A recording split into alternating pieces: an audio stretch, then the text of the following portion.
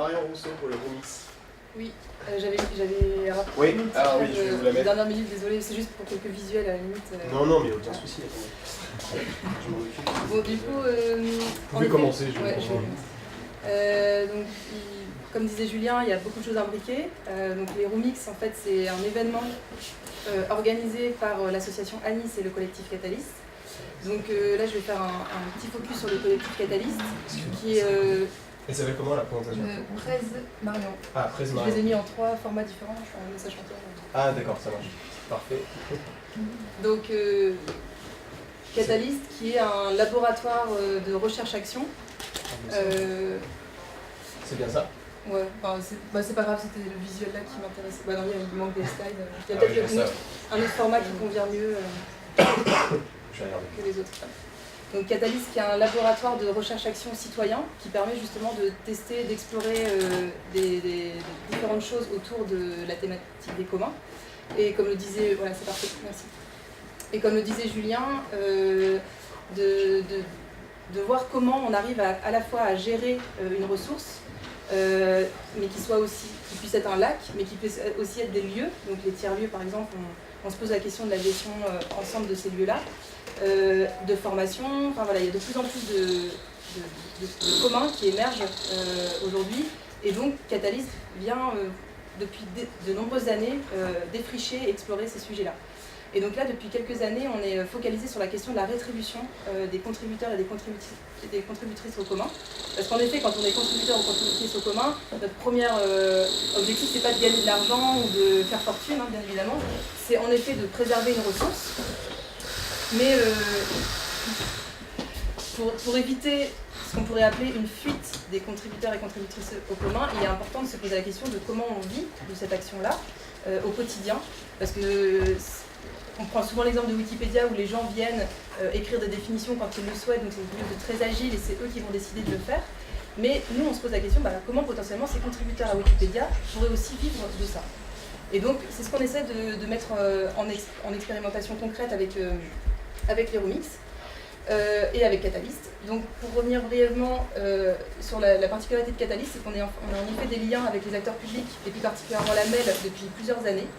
On a un soutien financier aussi de 20 000 € par an qui nous permet justement de tester des choses grandeur nature sur ces rétributions financières, puisque là il y a vraiment de l'argent à se partager. Donc voilà, après le reste je l'ai évoqué. Donc si on peut passer à la slide suivante. Donc là c'était le tout début des travaux de recherche et d'exploration autour de la rétribution des contributeurs et contributrices. On passe par une plateforme qui s'appelle LibéraP, qui est donc open source et libre, et qui permet en fait à des personnes impliquées dans un collectif de se rétribuer chaque semaine. Donc là, bon, c'est une capture d'écran récente, mais quand on était vraiment dans l'exploration, on était prêts à prendre. Mais donc l'idée, c'est que chaque semaine, les gens viennent se positionner par rapport à un montant total disponible par semaine. Donc là, je sais plus, on était de l'ordre de 300 € par semaine. Donc 300 € par semaine, chaque semaine, on vient prendre ce qu'on estime juste par rapport à notre implication, notre contribution à la ressource. Donc là, en l'occurrence, c'était faire vivre Catalyst, développer tout ce qui était en lien avec la recherche autour de ce sujet-là, etc. Donc ça, c'était vraiment tout petit. Et après, on a aussi utilisé une partie de ce budget-là pour organiser des mini-remix sur cette question-là. Donc c'était vraiment le tout début. Donc on s'est dit, les personnes qui participent à l'organisation de ces mini-remix peuvent aussi prendre dans ce tableau-là. Donc il n'y avait aucun critère. C'était vraiment libre à chacun de décider comment il faisait. Est-ce qu'ils gardaient l'argent pour eux? Est-ce qu'ils décidaient après d'utiliser cet argent-là pour financer d'autres projets? Enfin, c'était vraiment libre à chacun. Donc ça, c'est vraiment le démarrage. Après, on a évolué un petit peu dans nos pratiques. Donc là, si je peux, on peut passer à la slide suivante. Donc un projet qui a aussi émergé de toute cette dynamique des communs et de Catalyst, c'est Capacité, qui est vraiment un... On peut passer à la slide suivante.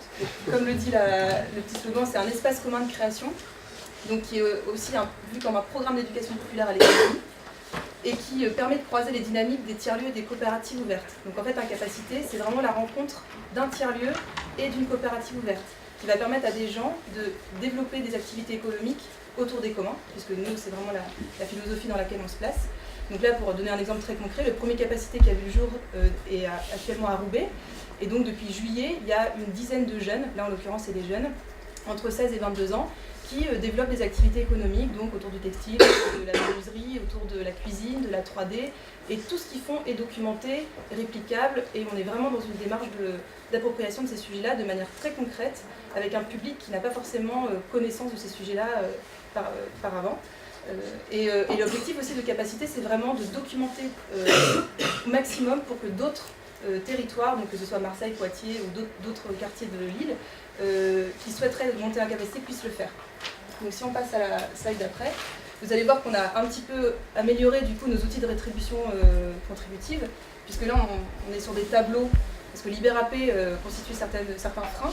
Donc là on a essayé de mettre en place des tableaux où on a vraiment le champ libre pour explorer et pour essayer de voir quels sont tous les ingrédients dont on a besoin pour rétribuer les contributeurs et les contributrices au commun. Donc là c'est un test où on est sur des budgets déjà plus gros, donc là on est sur 36 700 € à se répartir sur 16 mois. Donc il y a les personnes impliquées dans l'équipe qui se mettent sur le tableau et qui viennent prendre aussi à la semaine selon ce qu'elles estiment juste, leur contribution, etc. Là on a essayé de mettre des tarifs indicatifs quand même pour se baser un petit peu sur un tarif horaire selon le degré de contrainte de responsabilité qu'on peut avoir dans le collectif. Et donc tout ça, ça nous permet de se dire finalement on peut vivre des communs. Moi personnellement, aujourd'hui j'ai quasiment plus aucune prestation avec des clients ou voilà, des choses assez contraintes. Je suis vraiment uniquement dans Capacité, Anis, Catalyst, et via tous ces tableurs-là, j'ai un tableur qui me permet de tout regrouper et d'avoir chaque semaine combien je gagne et combien je peux me payer à la fin du mois, tout en contribuant à une ressource ouverte, partagée, duplicable. Et donc on se rend compte, juste pour terminer, on se rend compte que l'acteur public est de plus en plus friand de ce type de pratique. Au début, il y a 3 ans encore, on leur présentait ça, ils nous disaient mais qu'est-ce que c'est cette rémunération a posteriori, dans quelle case on peut les mettre, etc. Donc on se rend compte qu'il y a aussi une volonté de faire évoluer les appels d'offres, les appels à projets, pour tendre vers du coup plus d'ouverture, plus d'open source, de partage, et donc un fonctionnement qui va avec aussi, et qui est de laisser plus de place à l'organique, au vivant, et d'être moins dans un système de contrôle. Merci beaucoup.